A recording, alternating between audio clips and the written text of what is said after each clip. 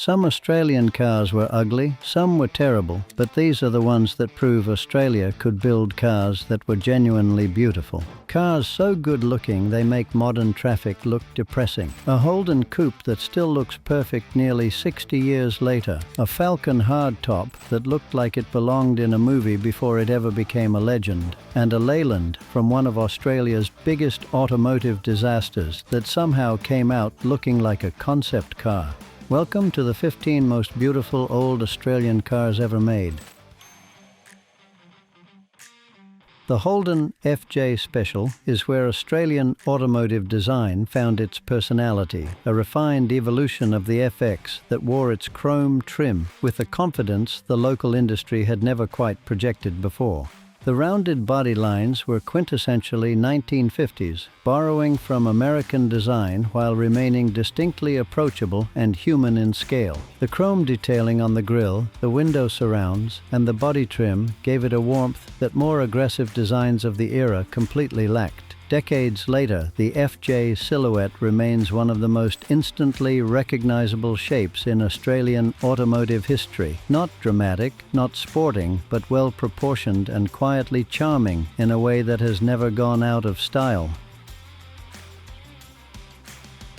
The Chrysler Royal AP2 arrived in Australia wearing full late 1950s American excess, and it wore it magnificently. Tail fins, cascading chrome, a front end commanding attention from every angle. A car that believed in making an entrance and backed that belief with genuine visual substance. It was big, flamboyant, and unapologetic about both. The long flanks carried their chrome trim lines with an authoritative presence that smaller, more restrained cars simply couldn't project. Parking an AP2 outside a building changed the character of the street. What separates it from mere excess is that the proportions hold together. The fins don't overwhelm the body. The chrome doesn't fight itself. For all its drama, the AP2 is a cohesive, resolved design, harder to achieve than it looks. Coming up, one of the cleanest early Holdens ever produced, and a Ford hardtop so quietly elegant it remains one of the most underrated coupes Australia ever built.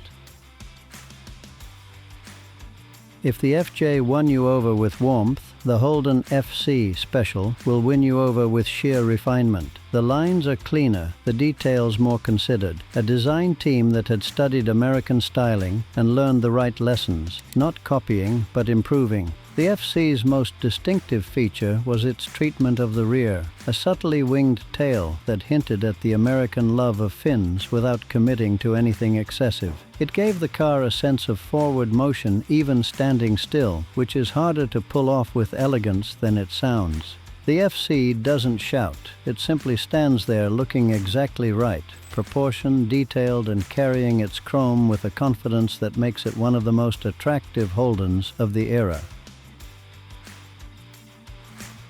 There is something almost breathtaking about the restraint Ford Australia showed with the XP Futura hardtop. In an era when excess was fashionable, they produced one of the most elegantly clean coupe shapes this country has ever seen. A hardtop roofline flowing from C-pillar to boot lid without any awkwardness, giving the car a silhouette that looked genuinely expensive. The Futura trim added just enough distinction without tipping into excess. Clean flanks, delicate chrome detailing, and considered proportions placed it alongside the best-looking compact coupes produced anywhere in the world at the time. It lacks the aggression of what came later in the Falcon lineage, and that restraint is precisely what makes it beautiful. It proved Ford Australia could produce something genuinely refined when the brief demanded elegance over muscle. The 1960s are arriving, and the quality is only improving. Up next, one of the sharpest-looking sedans Holden ever produced, and a premium Chrysler with chrome lines long enough to get completely lost in. Ask any serious student of Australian automotive design which Holden sedan from the 1960s they'd put on a wall, and the EH Premier comes up every single time. Sharper creases, cleaner glasshouse proportions, and more precise detailing gave it a crispness the earlier Holdens had always been reaching for but never quite achieved. The Premier trim elevated an already attractive design with chrome work that enhanced rather than cluttered the body lines. The side profile is almost faultless, a roofline flowing into the boot lid with a naturalness that more deliberately styled cars frequently fail to match. The EH Premier looks right from every angle and at every distance, which is the truest test of a well-resolved design. It belongs here not because of nostalgia, but because it is objectively beautiful. The AP6 Regal is Chrysler Australia at the top of their game. By 1965, they had mastered the art of building a large Australian car that felt genuinely premium rather than simply large. Long, clean flanks, carefully managed chrome, and an assured stance, projecting real authority without unnecessary flourish. The Regal trim positioned the AP6 firmly at the top of the Australian market. The front end carried its chrome grille with the confidence of a car that knew its worth, and the roofline held its composure all the way to a boot lid that resolved cleanly without compromise. In a decade full of attractive Australian cars, the AP6 Regal stands out as one that managed to be both substantial and graceful simultaneously, a combination that is rarer than it sounds. Now the list changes completely. The early chrome and elegance are behind us. From here on, the shapes get sharper, lower, wider, and far more serious. The next two prove that Australian sedans could be just as beautiful as the coupes. The Ford Falcon XY Fairmont represents Australian car design at a precise moment of peak confidence. A front end so authoritative and so well resolved that it has remained one of the most admired in the country's automotive history ever since. The twin headlight arrangement, the wide grille, and the clean bonnet line gave the XY a presence that felt genuinely muscular without abandoning elegance. The Fairmont trim smoothed the edges just enough to make it sophisticated as well as tough, a balance the more aggressive GT version traded away for raw visual impact. The XY Fairmont sits in a rare category, a car equally at home on a quiet suburban street and at the start of a racetrack. That versatility is the mark of design operating above the ordinary. The Holden VL Calais arrived in the mid-1980s looking like something that had drifted across from a European motor show, and Australian buyers had no idea what to do with something that handsome wearing a Holden badge. The long, low roofline, the clean flanks almost entirely free of unnecessary decoration, and the deeply considered proportions gave the VL Calais a visual maturity that no other Australian car of the decade came close to matching. It looked expensive the way well-proportioned cars always look expensive, not through ornamentation, but through the simple authority of getting the shape exactly right. Time has been extremely kind to the VL Calais. Parked beside almost anything else built in Australia during the 1980s, it still reads as the most sophisticated car in the vicinity. And now we move into the cars that stopped being merely handsome and started becoming unforgettable. The next one is smaller than almost everything else here, but its shape hits harder than cars twice its size. This Tirana achieved something that eludes most performance cars entirely. It looked athletic without looking strained. The short wheelbase, the low roofline, and the fastback hatchline came together to produce a silhouette that was genuinely sporty rather than merely decorated with the suggestion of speed. The hatchback body was essential to the equation. The sedan version of the LX was a fine car, but the hatch gave the design a completeness, a visual closure that the sedan's boot lid interrupted. Every line led naturally to the next, creating a whole considerably more satisfying than the sum of its parts. At a time when Australian performance cars were trending larger and more dramatic, this one made a quiet but absolutely devastating counter-argument.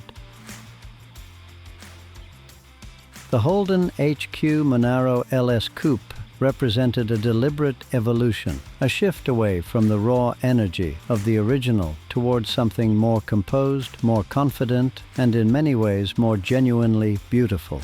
The smoother body lines and carefully managed surface transitions gave the HQ a maturity the earlier ones had been working toward without quite reaching. The coupe roofline maintained the pillarless hardtop elegance that defined the nameplate, while the longer lower stance added a horizontal sophistication the HK and HG simply couldn't match. It rewards careful looking. The more time spent with the LS, the more clearly its considered elegance reveals itself. A design that chose refinement over aggression, and was absolutely right to do so. Now comes the strange, rare and dramatic side. The cars that look less like normal production models and more like something Australia was never supposed to build. The Leyland Force 7V Coupe was revealed at the 1973 Melbourne Motor Show and produced a reaction that Leyland Australia, drowning in the commercial disaster of the P76 sedan, desperately needed. Genuine, unqualified astonishment. Built on the P76 platform but clothed in a low, sweeping, fastback body of striking originality, the Force 7V looked like nothing else Australia had ever produced. The long bonnet, the dramatically raked roofline, and the wide stance gave it an exotic character closer to a European Grand Tourer than anything in the local market. When Leyland Australia shuttered its Zetland plant in 1974, the Force 7V died with it before series production could begin, and only a handful of completed cars survive. What remains is extraordinary proof of what Australian ambition could produce. The Ford Falcon XA hardtop launched a new era in Australian Ford design, larger, more dramatic, more confident than anything before it, and produced a coupe that has spent 50 years being unfairly overshadowed by its more famous successor. The defining feature was the roofline, a long, sweeping, fastback arc delivering dramatic presence from every angle, and a rear three-quarter view of genuine sculptural quality. The front end carried its bold new face with complete assurance, achieving the balance between aggression and elegance that Australian coupes had been reaching toward throughout the 1960s. The XB hardtop that followed is more celebrated, largely because of Mad Max, but those who have spent real time with both know the XA is the purer, more resolved, and arguably more beautiful car. The final three are not just good-looking. These are the cars that people build posters around. A Chrysler that shocked the country, a Ford that became a legend, and a Holden that still feels almost impossible to beat. The Chrysler VH Valiant Charger 770 was a remarkable achievement, an Australian car designed entirely in Australia that looked unlike anything else on the road in 1971 and still looks unlike anything else today. The short wheelbase, the wide body, the low roofline, and the muscular haunches combined to produce a silhouette of real originality. Chrysler Australia's designers took the Valiant's platform and created something entirely new, a stance so planted and a shape so complete. It could hold its own against the best-looking muscle cars produced anywhere in the world. This Charger won Wheels Car of the Year in 1971, and the design was a significant part of why. Already 5 decades later, it remains one of the most compelling arguments that Australian automotive design was genuinely world-class. The Ford Falcon XB hardtop is one of those rare designs that achieved a visual completeness so immediate and so total that it requires no defense, no historical context, and no qualification. It is simply one of the most dramatic and compelling coupes ever produced in this country. The long bonnet, the fastback roofline, the wide rear haunches, and the aggressive front end combined to produce a car that looked purposeful from every conceivable angle. Large and entirely unapologetic, wearing its size with the absolute confidence of a design that had nothing to prove. The XB's role in Mad Max amplified its legend, but before the film, before any of that, there was simply a car that Ford Australia's designers got completely and perfectly right. This is it, the most beautiful old Australian car ever made. A design so perfectly proportioned that it arrived fully formed in 1968 and has never required a single retrospective qualification since.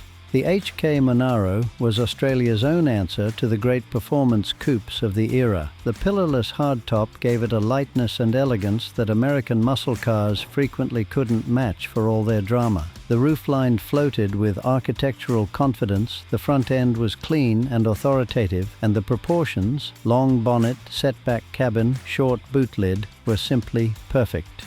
57 years on, it still looks like it was designed yesterday. Not nostalgia, the unmistakable signature of a timeless design, and the reason it sits without argument at the top of this list. If you enjoyed watching this episode, click subscribe if you want. It does mean a lot to me. If you have any stories about old Australian cars, share it in the comments. Thank you for watching, and goodbye.